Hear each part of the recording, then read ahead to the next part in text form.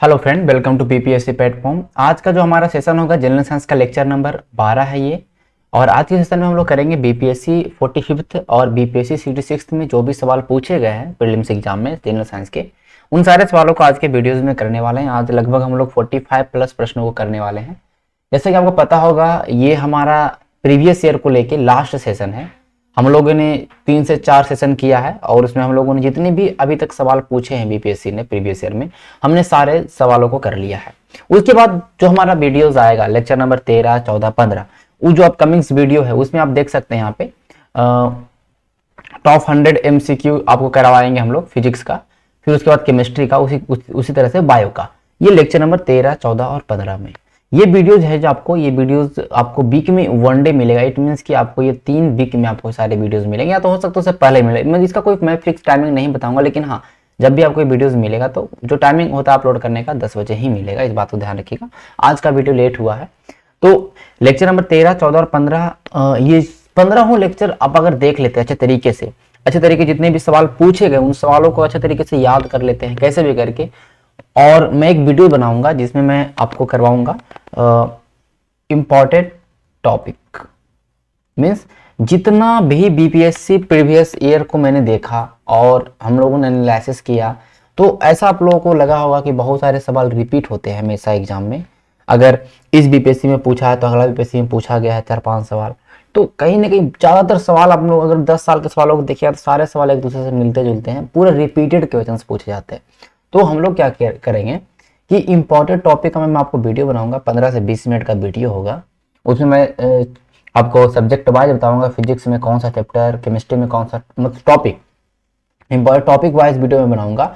और उसमें आपको पता चला है कि ये टॉपिक को कवर करके जाना ही है एग्जाम में, तब आपका बहुत अच्छा मार्क्स आ सकता है।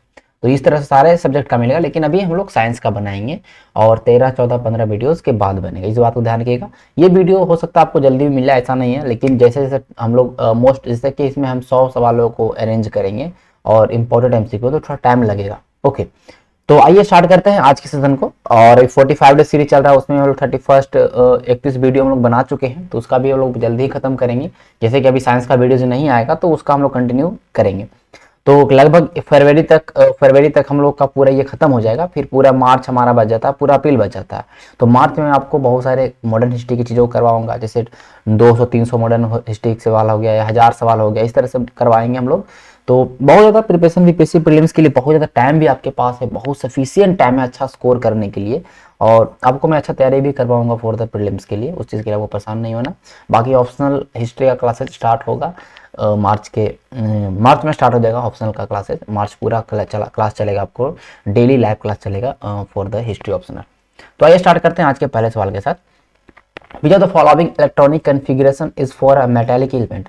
मेटालिक एलिमेंट का इलेक्ट्रॉनिक कन्फिगरेशन की बात करेंगे तो अगर हम बात करें जो लास्ट ऑर्बिटल्स होता है उसमें वैलेंस इलेक्ट्रॉन की संख्या अगर 2, 3, 1 है तो वो माना जाता है कि वो मेटालिक एलिमेंट है। ठीक, वो मेटालिक एलिमेंट ही होता है, इस बात को ध्यान रखिएगा। ये हम लोग जब पढ़ेंगे इलेक्ट्रॉनिक कन्फिगरेशन पढ़ेंगे, ओके, तो वहाँ पे आपको सारी चीज़ें डिटेल से पता चलेगा। और ये पीरियोडिक टेबल में पढ़ेंगे तो, क्योंकि देखिए पीरियोडिक टेबल से सवाल हमेशा पूछा है, तो पीरियोडिक टेबल आपको कन्फर्म होना चाहिए पूरा। जैसे कि अगर हम बात करें एक्टिविटी कैसे सीरीज क्या होता है, ठीक है, बहुत सारे आयोनेशन एनर्जी क्या होता है, तो वो सारे कुछ ऐसे टर्म है, उनको आपको थोड़ा सा कंप्लीट कर लीजिएगा कि डाउन ग्रुप में जाने से क्या होता है, ग्रुप में ऊपर जाने से क्या होता है, घटता बढ़ता है, वो सारे सवाल हमेशा आए हैं, तो उसको थोड़ा सा ध्यान रखना। ये कह रहा है कि मेटल के पास जो भी मेटल्स होते हैं, जो भी धातु होते हैं, उसमें 1 से 3 इलेक्ट्रॉन होते हैं उनके आउटर मोस्ट शेल में। और यहाँ पे जो आप देख रहे हैं उसमें आउटर मोस्ट शेल में आपको 2 इलेक्ट्रॉन दिख रहे हैं, तो ये मेटल है। सवाल नंबर 2 की ओर चलेंगे। सवाल नंबर 2 कहता है what is general property of oxide of the 3rd and the 4th group. तीसरे और चौथे ग्रुप के ऑक्साइड की सामान्य गुण क्या है। अगर बात करेंगे तीसरे और चौथे ग्रुप के ऑक्साइड का सामान्य गुण, तो ये दोनों एसिडिक और बेसिक दोनों होते हैं। ठीक है, एसिडिक और बेसिक दोनों नेचर में होते हैं, इसलिए इसको हम एम्फोटोइक्स बोलते हैं। ठीक है, क्या बोलते हैं, एम्फोटोइक्स बोलते हैं, इस बात को ध्यान रखिएगा। कह रहा है कि the acidity increase across period and down a group. अगर पीरियड के अक्रॉस जाइएगा तो एसिडिटी आपका बढ़ जाएगा। ठीक है, मीन्स की उसकी लवणता, उसकी ध्यान रखिएगा कि अम्लता बढ़ जाएगी। और अगर हम ग्रुप के नीचे जाएंगे, डाउन ग्रुप जाएंगे, तो उसकी मतलब कहने का मतलब कि वो भी बढ़ जाएगा। तो ये कह रहा है कि the oxide of element at the top of group 4 are acidics. देखिए ग्रुप 4 अगर आप देखिएगा पीरियोडिक टेबल में तो उसके टॉप वाला जो एलिमेंट्स है वो एसिडिक होते हैं, लेकिन जैसे नीचे आप आते जाएगा तो वो एसिडिटी सा कमते जाएगा तो कहीं ना कहीं बेसिक नेचर में आ जाएंगे। उसी तरह से कह रहा है oxide of third and fourth group are both acidic and basic in nature, इसलिए एम्फोटोइक बोल, इस तरह के गुण को क्या बोलते हैं, एम्फोटोइक बोलते हैं। एसिडिक वाला भी गुण भी है और बेसिक वाला भी गुण है उनके ऑक्साइड का, उनके ऑक्साइड की बात करें, इस बात को ध्यान रखिएगा। सवाल नंबर 3 की ओर चलेंगे। कर an element x has 4 electron in the outer orbit, outer orbit में 4 इलेक्ट्रॉन है, एलिमेंट एक्स को एलिमेंट है।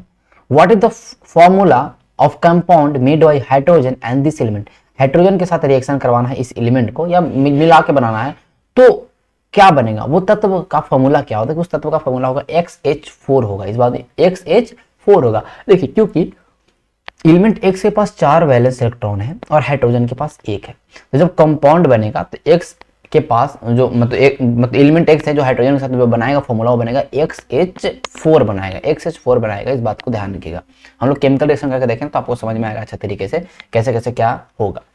Shape of molecular of sulphur hexafluoride, sulphur hexafluoride की अगर बात करेंगे तो देखिए सल्फर रहता है बीच में और चारों तरफ से उसका अगर हम बात करेंगे तो आपके फ्लोरीन के जो होते हैं वो आइटम्स आपके कनेक्टेड रहते हैं। तो सल्फर हेक्साफ्लोराइड का तो फॉर्मूला की आपका अगर बात करेंगे सिंबल SF6 होता है, एक कलरलेस, एक ऑर्डरलेस, एक non toxic non flammable gas है। ओके, ये ऑक्टाहेड्रल होता है क्योंकि 6 फ्लोरीन एटम उनके सेंट्रल एटम से, जैसे कि मैं आपको फिगर में दिखा दूं कि सेंट्रल में बीच में क्या होना है, बीच में आपका सल्फर है, बाकी चारों में सबसे आपका फ्लोरीन एटम कनेक्टेड है, तो इसको इस स्ट्रक्चर को क्या बोलते हैं, ऑक्टाहेड्रल ज्योमेट्री स्ट्रक्चर, इस बात को ध्यान रखिएगा।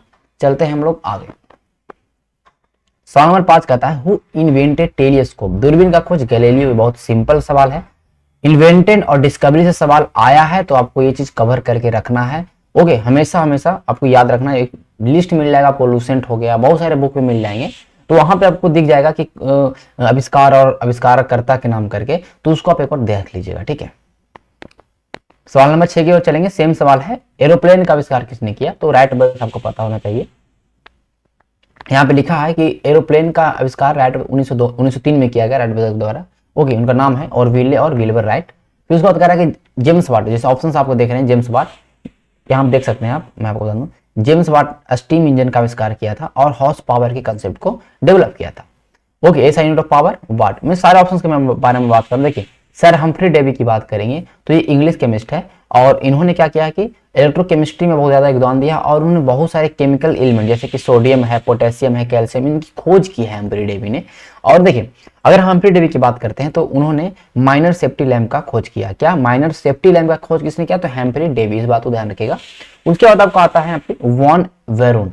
वॉन वेरून की बात करेंगे तो वर्नर वॉन वेरून है, एक जर्मन साइंटिस्ट है और फिर बाद में अमेरिकन एरोस्पेस इंजीनियर बने और उन्होंने रॉकेट और मिसाइल सिस्टम में बहुत अच्छा काम किया। तो ये सारे आप देख सकते हैं। हम चलेंगे सवाल नंबर 7 की ओर।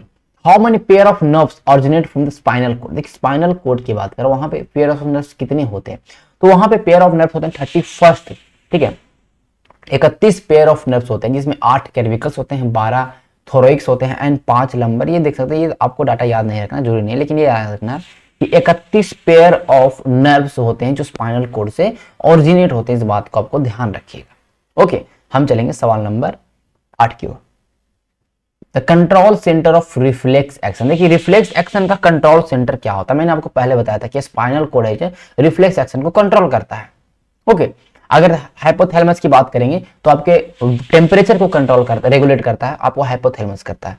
तो कुछ चीजें आपको याद रखना चाहिए। तो आपके लिए एक सवाल है कि कौन सा ऐसा पार्ट है ब्रेन का जो मेमोरी के लिए हेल्पफुल, मीन्स की मेमोरी में अपना कॉन्ट्रीब्यूशन होता है कि मेमोरी रखने में, मीन्स ठीक है, तो वो कौन सा आपका पार्ट है ब्रेन का, वो आपको दिखाना है, ठीक है। सवाल नंबर 8 की आप देख सकते हैं यहाँ पे, ये सारी चीजें की reflex arc is made by spinal cord. Okay, ये सारी चीजें यहाँ पे दिया। रिफ्लेक्सेशन क्या होता है कि इनवॉलंटरी एक्शन होता है जो आपके स्टिमुलस के रिस्पॉन्स में होता है, ठीक है, इस बात को ध्यान रखिएगा, जो सेंट्रल नर्वस सिस्टम के द्वारा कंट्रोल किया जाता है। और सेंट्रल नर्वस सिस्टम में ब्रेन भी आता है, स्पाइनल कोड भी आता है, तो स्पाइनल कोड ये सारी चीजों को कंट्रोल करता है। सवाल नंबर 9 की ओर चलेंगे। Which is the intersecting hormone to stimulate thyroid gland in the order to secrete thyroxine। देखिए इंटरसेक्टिंग हार्मोन की बात कर रहा है, जो थायराइड ग्लैंड की बात करेगा वहां पे स्टिमुलेट करता है और जहां से थायरोक्सिन निकलता है। तो देखिए उस हार्मोन का नाम है TSH। TSH इस बात को ध्यान रखिएगा, हार्मोन एक नॉन न्यूट्रिएंट केमिकल है जो एक इंट्रासेलुलर मैसेंजर के रूप में काम करता है। वो किस बात को ध्यान रखिएगा, ये इंडोक्राइन ग्लैंड से सेक्रेट होता है।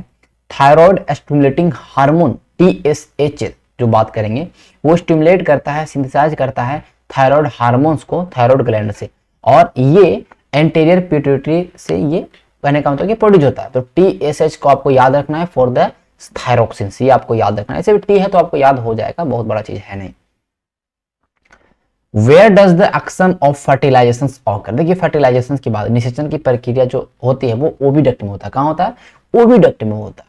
देखिए female reproductive system consist of pair of ovary, pair of oviduct, uterus, cervix, vagina and external genitalia located in the pelvic region. ये सारे कुछ रिप्रोडक्टिव सिस्टम के कुछ ऑर्गन है। उसके बाद ये कह रहा है कि fertilisation take place in the ampullary region of the fallopian tube, means कि ओविडक्ट में आपका जो फर्टिलाइजेशन इनिशिएशन की प्रक्रिया होती है, जहां पे जायगोट और स्पर्म जाके जहां पे ओवम और जाके फिर आपका जो जायगोट है वो जाके मिलते हैं, तो वो वहां कहां पे होता है? वो तो fertilization take place in the fallopian tube means की ओविडक्ट में। इसको आपको याद रखना है। हम चलेंगे सवाल नंबर 11 की ओर। The ratio of momentum and the velocity of substance. देखिए मोमेंटम और वेलोसिटी की बात करेंगे, उसका रेशियो की बात करेंगे। संवेग और वेग के रेशियो को हम लोग मास बोलते हैं। क्या बोलते हैं? मास बोलते हैं। देखिए मोमेंटम क्या होता है? Mass in motion. The momentum of object is equal to the mass of object times the velocity of object. ठीक है, वेलोसिटी और मास को गुना करेंगे तो क्या निकल जाएगा? मोमेंटम निकल जाएगा। और इस चीज को अगर उल्टा कर देंगे, इसको इधर भेज देंगे, मोमेंटम को भाग कर देंगे आपका वेग से, वेलोसिटी से, तो आपका क्या निकल जाएगा? मास निकल जाएगा। सॉरी, तो क्या उत्तर हो जाएगा? Option number C is the right answer. सवाल नंबर 12 की ओर चलेंगे। Force is the product of force. Force आपको पता है Newton second law of force equal to mass into acceleration होता है, तो m into A, F equal to m into A हो जाएगा। सिंपल है। ओके, इस बात को ध्यान रखिएगा। सवाल नंबर 13 कहता है which of the following quantity is not a vector. Vector की बात कर रहा है, इसमें वेक्टर कौन है? देखिए वेक्टर और स्केलर में बहुत बार करवा चुका हूं, लेकिन यहां पर तो वेक्टर जो है मतलब नहीं है, जो वॉल्यूम है। कौन है? वॉल्यूम। देखिए वेक्टर क्वांटिटी में दोनों चीज होता है, एक मैग्नीट्यूड होता है, एक डायरेक्शन होता है। वॉल्यूम में आप कभी सुने कि डायरेक्शन होगा? प्रेशर में सुने डायरेक्शन होगा?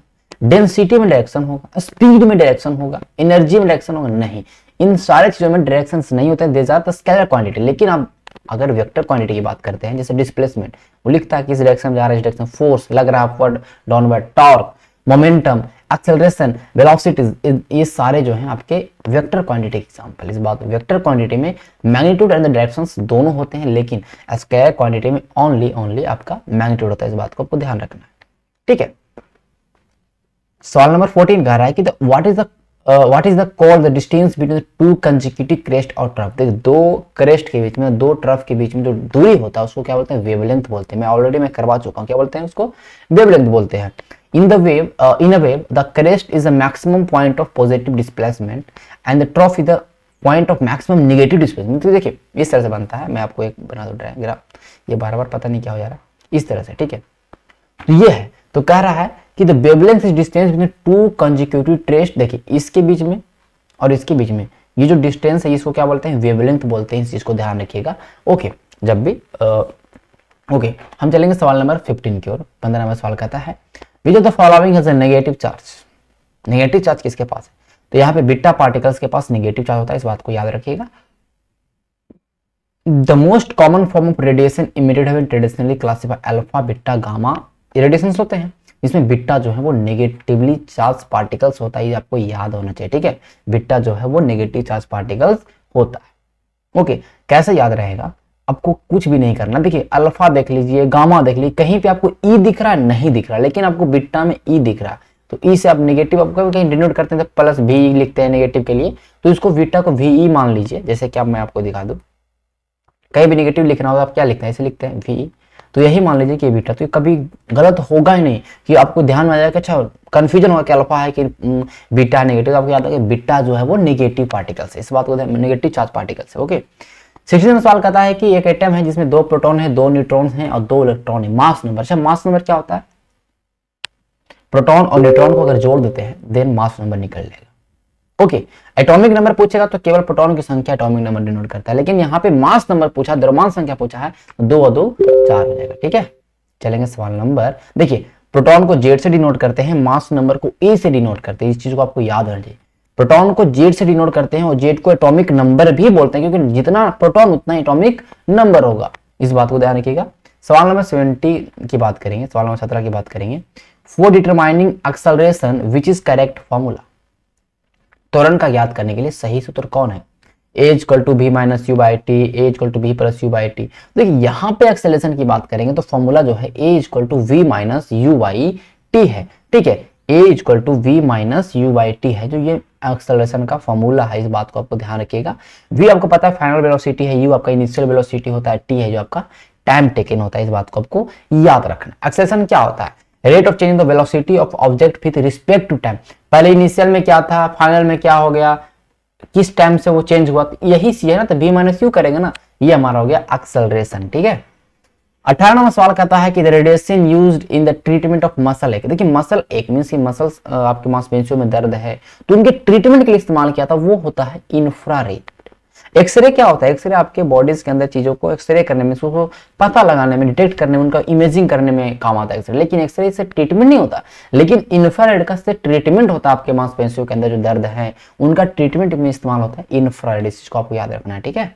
देख सकते हैं अल्ट्रा वायलेट रेड क्या है, जो सूर्य से आती है, ओके। इंफ्रारेड रेड जो आप देख सकते हैं, इंफ्रारेड लाइट जो है ऑटोमेटिक रेडिएशन है जिसका वेवलेंथ बहुत ज्यादा होता है, विजुअल लाइट, इसलिए इसको हम लोग देख नहीं पाते हैं, ओके। अब माइक्रोवेव रेडिएशन की बात करेंगे तो आपको ये पता है कि जो इस्तेमाल होता है बहुत सारे माइक्रोवेव हाउस एंड अप्लायंस में इस्तेमाल होता है, तो ये आपको पता होना चाहिए। एक्सरे तो अब मैंने आपको बता ही दिया, तो सारे आपके सामने चारों ऑप्शन हैं, चारों ऑप्शन सब देख लीजिए वीडियो पॉज करके, तो सबको समझ में आ जाएगा। टाइम यहाँ पे ज्यादा आपका मैं नहीं लूंगा। लाइट ईयर किसका यूनिट? ये सवाल पूछा आप देखिए 66 बीपीएससी ने, तो लाइट ईयर आपको पता है कि डिस्टेंस का ये यूनिट है, ओके। ये ध्यान रखिए एक लाइट ईयर में 9 ट्रिलियन किलोमीटर होते हैं, मींस 9 गुना 10 के पावर 12 किलोमीटर होता है। एक पार्सेक में 3.26 लाइट है, तो ये कम से कम पार्सेक क्या देखिए, एक पार्सेक बोल दे तो 3.26 प्रकाश वर्ष, ओके। सवाल 20 कहता है which of the following does not change when light travel from one. देखिए ये यूपीएस सवाल 3-4 बार रिपीट हुआ। देखिए जब भी रिफ्रैक्शन हो, जब भी लाइट एक मीडियम से दूसरे मीडियम ट्रेवल, तो उसको रिफ्रैक्शन बोलते हैं। जब भी रिफ्रैक्शन हो तो ध्यान रखना कि जो प्रकाश होते हैं उसका फ्रीक्वेंसी चेंज नहीं होगा, सब चेंज होगा, उसका वेलोसिटी, उसका वेवलेंथ सब चेंज होगा, ओके। क्योंकि वेलोसिटी लाइट का अलग अलग माध्यम अलग अलग होता है तो चेंज होगा, वेवलेंथ भी चेंज होगा, लेकिन फ्रीक्वेंसी नेवर चेंज। इस बात को ध्यान रखिएगा। अब यहाँ पे देख सकते हैं रिफ्लेक्शन क्या होता है कि एक लाइट रे जब डेविएट करता है अपने पाथ से, जब एक मीडियम से दूसरे मीडियम में अगर ट्रेवल करता है तब, ओके। तो रिफ्लेक्शन में क्या है कि स्पीड ऑफ लाइट चेंज होगा, वेवलेंथ चेंज होगा, और जब स्पीड चेंज होगा तो वेलोसिटी भी चेंज होगा, लेकिन उसका फ्रीक्वेंसी चेंज नहीं होगा। इस बात को ध्यान रखिए। रिफ्रैक्टिव इंडेक्स भी चेंज होगा, इस बात को ध्यान रखिएगा। रिफ्रैक्टिव इंडेक्स भी उसका चेंज होगा, समझे ना बात को। ये हमारा हो गया, क्योंकि देखिए रिफ्रैक्टिव इंडेक्स मतलब होता ही है velocity of light by velocity of substance, मतलब कि जो भी आपका इम्पेटस स्पेस है बाई मतलब कि, ओके, तो वो आपका वेवलेंथ हो जाता है, मींस कि आपका वो रिफ्रैक्टिव इंडेक्स हो जाता है। इसलिए आपको याद रखना है जब भी रिफ्रैक्शन होता है तो आपका उसका फ्रीक्वेंसी चेंज नहीं होगा, बाकी सब कुछ चेंज हो जाएगा, ठीक है। सवाल नंबर 31 की बात करें, सॉरी 21 की बात करेंगे। The velocity of electromagnetic wave, electromagnetic waves की जो वेलोसिटी होती है वो 3 गुने 10 की पावर 8 मीटर प्रति सेकेंड होती है, ओके। 3 गुने 10 की पावर 8 मीटर प्रति सेकेंड होती है इलेक्ट्रोमैग्नेटिक वेव की वेलोसिटी। इस बात को जैसे देख सकते हैं कि कैथोड रे है, अल्फा है, बीटा है, गामा है, ये सारे क्या हैं, तो आपके इलेक्ट्रोमैग्नेटिक वेव है। बीटा क्या है? नेगेटिव चार्ज पार्टिकल्स हैं, इस बात को आपको याद रखना है, ठीक है। अब ये फ्रीक्वेंसी की बात करेगा, सबसे ज्यादा फ्रीक्वेंसी किसका होता है, सबसे ज्यादा, तो ये आपको याद रखना, सबसे ज्यादा जो फ्रीक्वेंसी होता है वो गामा, तब एक्सरे, तब अल्ट्रावायलेट, तब विजुअल, तब इंफ्रारेड, तब माइक्रोवेव, फिर उसके बाद रेडियो वेव। ये याद रखना है। और ये याद रखना है आपकी जो ये फ्रीक्वेंसी जो है घटते जा रही, क्या हो रही है, घटते जा रही, ठीक है। गामा सबसे ज्यादा फ्रीक्वेंसी गामा के पास है, फिर एक्सरे। अब देखिए जब भी आपसे पूछे कि सबसे ज्यादा वेवलेंथ, वेवलेंथ सबसे ज्यादा, देखिए वेवलेंथ इंक्रीज हो रहा है, गामा का वेवलेंथ सबसे ज्यादा वेवलेंथ किसका होगा, रेडियो वेव का, ठीक है, फिर माइक्रोवेव का, फिर इंफ्रारेड, फिर विजुअल का, ओके। ये सबसे कम वेवलेंथ किसका होगा, गामा का। जिसका ज्यादा फ्रीक्वेंसी उसका कम वेवलेंथ, सिंपल है। तो इसको एक याद करेगा, दोनों याद हो जाएगा। तो first man who plays his foot, simple है, सबसे पहले चंद्रमा पर पैर रखने वाला प्रथम व्यक्ति नील आर्मस्ट्रांग है, ओके। सेमीकंडक्टर को अगर आप हीट करते हैं तो क्या होगा, तो सेमीकंडक्टर को जब हीट करेंगे तो उसमें गैप बढ़ेगा, गैप बढ़ेगा तो उसका जो प्रतिरोध है, रेजिस्टेंस है, वो क्या हो जाएगा, डिक्रीज कर जाएगा।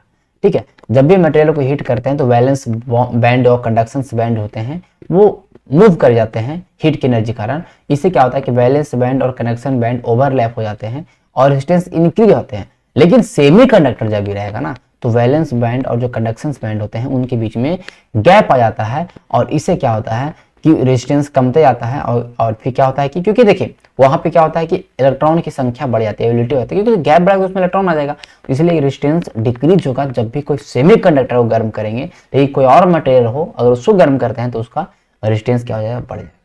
ठीक है, सवाल नंबर 24, फैराडे कांस्टेंट क्या होता है? फैराडे कांस्टेंट क्या है? जो फैराडे कांस्टेंट है वो डिपेंड करता है क्या इलेक्ट्रोलाइट के अमाउंट पे? क्या वो डिपेंड करता है करेंट पास इन इलेक्ट्रोलाइट? क्या वो डिपेंड करता है volume of the solvent in which electrolyte is dissolved? नहीं। देखिए फैराडे कांस्टेंट एक तरह का यूनिवर्सल कांस्टेंट है। क्या है वो? यूनिवर्सल कांस्टेंट है, वो किसी पर डिपेंड नहीं करता, वो एकदम इंडिपेंडेंट है। तो वो एक यूनिवर्सल कांस्टेंट है, इस बात को ध्यान रखिएगा, फैराडे। ओके, जब इलेक्ट्रिक करंट पास होता है 1 सेकंड में इतना डिग्री पर एक इलेक्ट्रोलाइट के थ्रू, ओके, तो equivalent weightage of electrolyte deposit is 1 and this amount is electric current is called 1 Faraday. इसको क्या बोलते हैं? 1 फैराडे बोलते हैं। 1 फैराडे पर इतना मोल होता है। ओके, इसको माइकल फैराडे ने इस कांस्टेंट को दिया, यूनिवर्सल कांस्टेंट बोलते हैं।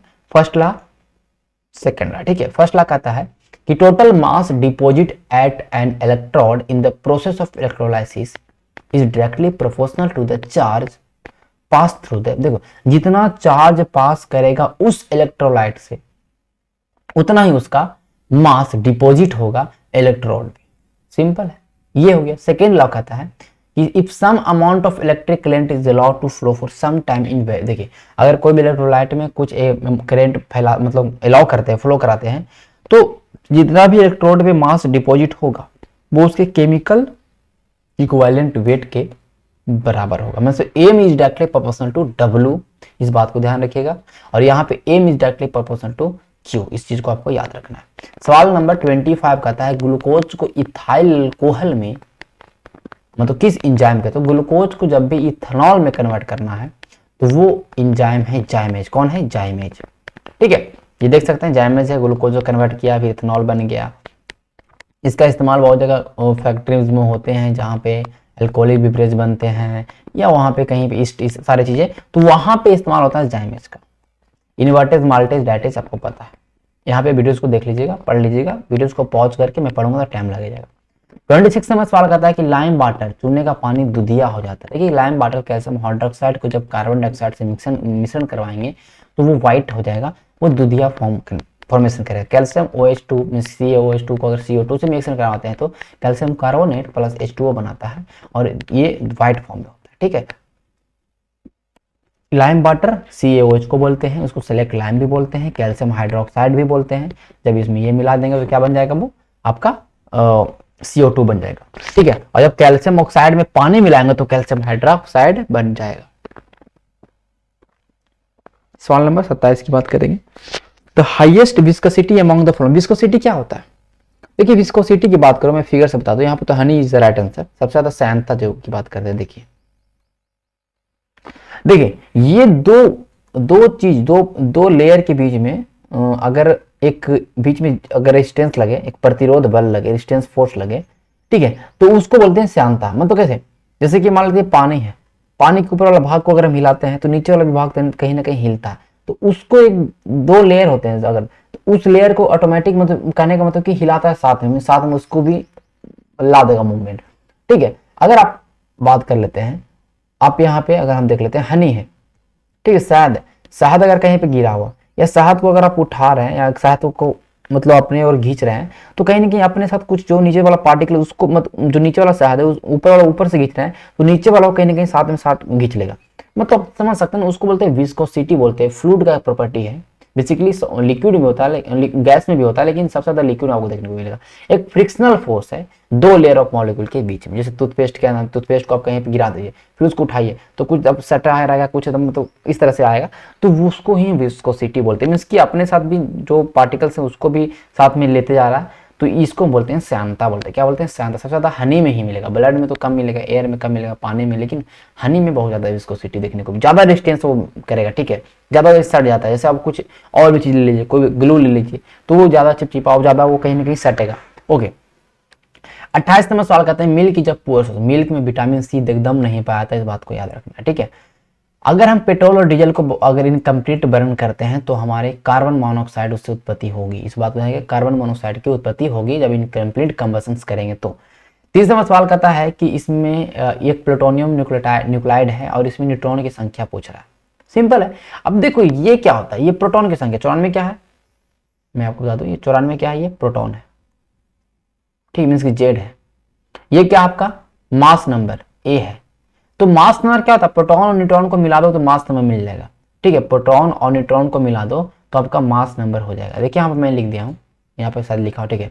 ओके, अब मास नंबर जब हो जाएगा प्रोटॉन न्यूट्रॉन को मिलाने से, तो मास नंबर 242 है, प्रोटॉन की संख्या 94 दे दिया है, न्यूट्रॉन की संख्या तो घटाएंगे तो कितना, 148 is the right answer. Simple सवाल था। चलते हैं आगे सवाल नंबर 31 की ओर। Breath test conducted by police. देखिए कोई भी अगर दारू पी के आदमी चला रहा है गाड़ी तो उसको चेक करने के लिए जो पुलिस है वो फिल्टर पेपर उसके मुंह में डालता है, तो वो फिल्टर पेपर में क्या होता है, देखिए filter paper potassium dichromate sulphuric acid होता है। क्या होता है? पोटेशियम डाइक्रोमेट सल्फ्यूरिक एसिड होता है, इस चीज को आपको याद रखना, ठीक है। पोटेशियम डाइक्रोमेट सल्फ्यूरिक एसिड पाया जाता है उस फिल्टर पेपर पे, जो पता चल जाता है कि आदमी पिया हुआ है या नहीं पिया हुआ, ठीक है। ओके, 32 नंबर सवाल कर रहा है कि पीएच सॉल्यूशन चेंज फ्रॉम 3 से 6 तक, अगर देखिए कोई भी सॉल्यूशन है अगर उसका पीएच मान 3 से 6 हो गया तो उसका H प्लस आयन का कंसंट्रेशन क्या हो जाए।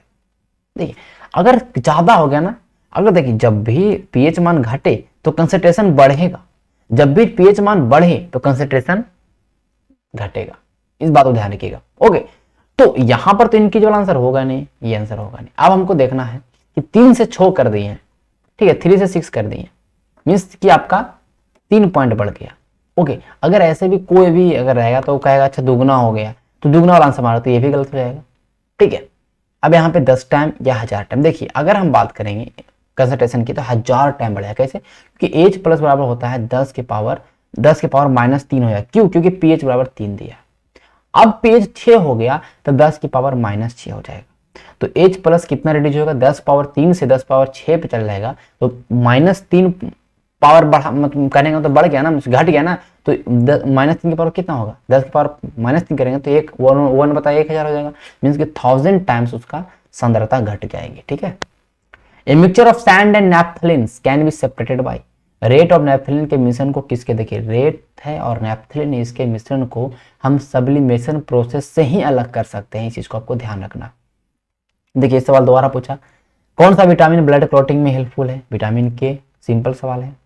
अब अगर कोई आपसे एलिमेंट पूछे तो calcium is the right answer. 35वां सवाल करता है, देखिए ये भी सवाल पूछा है सिग्मा और पाई बॉन्ड की संख्या। सिग्मा और पाई बॉन्ड की संख्या की बात करेंगे तो सिग्मा बॉन्ड 12 है और पाई बॉन्ड आपका 3 है, सिंपल सवाल है। ये आप देख सकते हैं, स्ट्रक्चर देख लीजिए, सिग्मा बॉन्ड हाइड्रोजन और कार्बन के बीच में, कार्बन और कार्बन के बीच में, तो कार्बन कार्बन के बीच, यहाँ पे देखिए, यहाँ पर अगर हम बात करेंगे, यहाँ पे मैं आपको भी लिख दूं, ये कार्बन हो जाएगा, ये कार्बन हो जाएगा, कार्बन हो जाएगा, कार्बन हो जाएगा, C6H6 होता है ना। अब देखिए कार्बन कार्बन के बीच में भी एक सिग्मा बॉन्ड और कार्बन हाइड्रोजन के बीच एक सिग्मा बॉन्ड, 1 2 3, ठीक है, 4 5 6 7 8 9 10 11 12 आपके हो जाएंगे सिग्मा बॉन्ड, लेकिन पाई बॉन्ड होगा ना, कार्बन कार्बन बीच में डबल बॉन्ड जो होता है उसको पाई बॉन्ड, तो 3 बनेगा ना, एक यहाँ एक यहाँ एक यहाँ। ओके, तो कार्बन बॉन्ड की संख्या कितनी हो जाएगी आपकी, 3 हो जाएगी। यहाँ लिखा है 6 कार्बन हाइड्रोजन बॉन्ड है और 6 कार्बन कार्बन बॉन्ड, इसलिए 12 सिग्मा बॉन्ड रहेंगे और 3 कार्बन कार्बन डबल बॉन्ड है, ओके, बेंजीन में, इसलिए 3 पाई बॉन्ड हो जाएंगे। टोटल मिला के 15 कोवेलेंट बॉन्ड होते हैं। Element present in urea, urea में क्या क्या पाया था, देखिए यूरिया का बोरा आप देखिएगा खाद का, तो उस पर आपको लिखा रहता है कार्बन, हाइड्रोजन, नाइट्रोजन और ऑक्सीजन, ये सारे पाए जाते हैं यूरिया के अंदर, इस बात को आपको ध्यान रखना है। यूरिया को कार्बाइड भी बोलते हैं, एक ऑर्गेनिक कंपाउंड है, ओके, इस बात को ध्यान रखिएगा। इसका फॉर्मूला देखिए CONH2NH2, ये फॉर्मूला आपको याद रखना है यूरिया का, ठीक है, CONH2। ओके, हम चलेंगे आगे। 37 में स्वागत है, पोरेस्ट कंडक्टर ऑफ हीट। देखिए अगर बात करेंगे उष्मा का सबसे खराब सुचालक यहाँ पे लेड है, लेड मीन्स लेड है यहाँ पे। अब देखिए कॉपर है, मरकरी है, जिंक है, सारे उष्मा का अच्छा सुचालक है। अब देखिए कॉपर की बात कर लेंगे, जिंक की बात तो बहुत अच्छा सवाल है। मरकरी थोड़ा पुअर है, लेकिन सबसे पुअर की बात करेंगे तो लेड, लेड एकदम हुस्मा का सबसे खराब सुचालक माना जाता है, ठीक है। फीमेल सेक्स ऑर्गन, देखिए फीमेल सेक्स ऑर्गन एस्ट्रोजन होते हैं और प्रोजेस्टेरोजन, ये दोनों सेक्स ऑर्गन जो हैं या सेक्स सॉरी हार्मोन्स है, वो ये फीमेल सेक्स हार्मोन, ठीक है, नॉट ऑर्गन, हार्मोन है, ठीक है। तो एस्ट्रोजन या प्रोजेस्टेरोजन है दोनों फीमेल सेक्स हार्मोन, इस बात को आपको याद रखना है। ओके, हम चलेंगे सवाल नंबर 39 की ओर। नोबेल प्राइज मिला था पार्किंसन डिजीज के ट्रीटमेंट के डेवलप करने के लिए, वो मिला था आर्विड कैरलसन को, ठीक है। आर्विड का ये सब 66 बीपीएससी का सवाल है, ठीक है। अब कह रहा है कि थायराइड ग्लैंड में अगर कोई प्रॉब्लम माल फंक्शनिंग हो जाए तो किसके कारण, तो आयोडीन कमी के कारण। थायराइड में कोई भी दिक्कत होता है तो आयोडीन की कमी है, इस तरह से चीजों को समझिएगा, ठीक है। आइए, मैंने बताया कि थायरोक्सिन हार्मोन को प्रोड्यूस कौन करता है, टीएसएच, टीएसएच है जो प्रोड्यूस करता है थायरोक्सिन हार्मोन को। ओके, इस बात को ध्यान रखिएगा। 42 नंबर सवाल का sensitive area of human tongue to the bitterness, जो आप जीभ अगर हम बात करेंगे, जो कटुता या बिटरनेस की बात करें, वो जीभ का कौन सा पार्ट, जीभ का अलग अलग पार्ट होता है। देखिए मैं आपको दिखा दूं, यहाँ पे देखिए जीभ है, ये देखिए, ये जो अगर आपको पूरा बिटर लगे, ठीक है, आपको पूरा एकदम कहने कटुता लगे, ठीक है, तो बिटरनेस जो आपको मिलेगा, कड़वाहट जो है आपको ये पोस्टीरियम सबसे लास्ट वाला भाग जो आपका जीभ का, वहां से पता चलेगा। ये साइड वाला जो भाग है वो उससे आपको खट्टा पता चलेगा, और आगे वाला जो भाग है एकदम आगे वाला, उससे आपको नमक पता चलेगा। और यहाँ पर थोड़ा सा यह वाला भाग जो देख रहे हैं, ये आपका मीठा चीज खाएंगे तो वहां पे आपको करने का मतलब कि सेंसिटिव आपको देखने को मिलेगा। तो इस चीज को आपको समझिएगा, ठीक है, ये आपको याद कर लेना है। 43वां सवाल करता है, जिंजर एक स्टेम है, जिंजर एक स्टेम है, रूट नहीं है, क्योंकि अदरक एक तना जड़ नहीं, क्योंकि इसमें नोट्स और इंटर नोट्स होते हैं, क्योंकि इसमें नोट एंड इंटर नोट्स होते हैं, इसको पढ़ लीजिएगा पूरा। ओके, जिंजर एक स्टेम है, रूट नहीं है, क्योंकि इसमें नोट और इंटर नोट पाए जाते हैं। ओके, एक तरह का राइजोम है जो कि अंडरग्राउंड मॉडिफिकेशन ऑफ स्टेम बोला जाता है इसको। राइजोम एक ब्रांच और पोस्टेट और हॉरिजॉन्टली ग्रोइंग स्टेम है जिसमें नोट्स और इंटर नोट्स होते हैं, इसको राइजोम में विभक्त किया गया। देखिए कुछ ऐसी चीज है, देखिएगा स्टेम्स के कुछ भरे मॉडिफिकेशंस है। पोटैटो क्या बोलते हैं, स्टेम ट्यूबर बोलते हैं। बल्ब को क्या बोलते हैं, बल्ब, बल्ब मीन्स क्या नहीं कि बल्ब नहीं, एक तरह का मॉडिफिकेशंस है आपके स्टेम का, जैसे गार्लिक है, टूलिप है, लिली, ये सारे बल्ब स्टेम है। कॉरम है, ग्लैडियस, स्टाइबियस। राइजोम आपका गिंगर आ गया, टर्मेरिक आ गया, बनानास आ गया, ये सारे क्या है आपके राइजोम्स स्टेम है, ठीक है। इस चीज को आपको ध्यान रखिएगा, जिसमें नोट और इंटरनोट दोनों पाए जाते हैं। 44 स्वीटेस्ट शुगर, देखिए सेम सवाल फिर रिपीट किया। सबसे ज्यादा स्वीटेस्ट शुगर की बात करें तो वो फ्रक्टोज है, कौन है, fructose is the right answer. Among which of the following which is not true fruit, fruit नहीं है, इसमें सच्चा फल नहीं है। देखिए सच्चा फल की बात है, देखिए जो फल अगर हम बात करेंगे ओवरी से पक जाए वो आपका सच्चा फल कहा जाता है, लेकिन अगर ओवरी के बाद अगर थैलमस है, ओके, तो उन अगर थैलमस या सेपल से सारे अगर वहां पे वो फल का डेवलपमेंट होता है तो उस तरह के फल को ट्रू फ्रूट नहीं बोलेंगे। तो एप्पल उसी तरह का है, ठीक है, एप्पल उसी तरह का है। ओके, लेकिन आपका देखिए ट्रू फ्रूट क्या है कि वो ओवरी में ही फर्टिलाइज करते हैं, मैच्योर करते हैं, तो वो होते हैं सच्चा फल, ठीक है। लेकिन यहाँ पे एप्पल है जो ओवरी में नहीं होता है, वो बाहर होता है, ठीक है, इस बात को ध्यान रखिएगा। अगर ओके, जैसे कि एग्जांपल है सच्चा फल का मैंगो है, वाटरमेलन है, लेमन है, पपाया है, ठीक है। फॉल्स फ्रूट का है apple, fig, cashew, strawberry, jack fruit. इस सवाल को याद रखिएगा। सवाल number 46, legumes is highly nutritious because they are, देखिए फलियां अत्यधिक पौष्टिक होती है क्योंकि उसमें क्या होता है, देखिए फलियां की बात करेंगे, लेज्यूम्स की बात करेंगे तो उसमें प्रोटीन पाया जाता है, क्या पाया जाता है, प्रोटीन पाया जाता है, ठीक है, इस बात को आपको याद रखना है। 45 नंबर सवाल दोबारा पूछा, क्लोव बार बार बहुत बार, लौंग क्या है, लौंग एक तरह का सूखी कली है, क्या है, फ्लावर बर्ड से, क्या है, फ्लावर बर्ड है। तो आज हम लोगों ने 45 सवाल किया, सॉरी 46 सवाल किया ना, इसका नंबर गलत था, 47 सवाल आज हम लोगों ने किया। और आज का सेशन जो हमारा काफ़ी ज़्यादा सवाल हम लोगों ने किया है।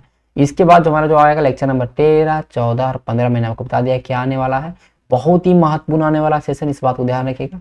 चलिए मिलेंगे नेक्स्ट वीडियो, तब तक के लिए धन्यवाद।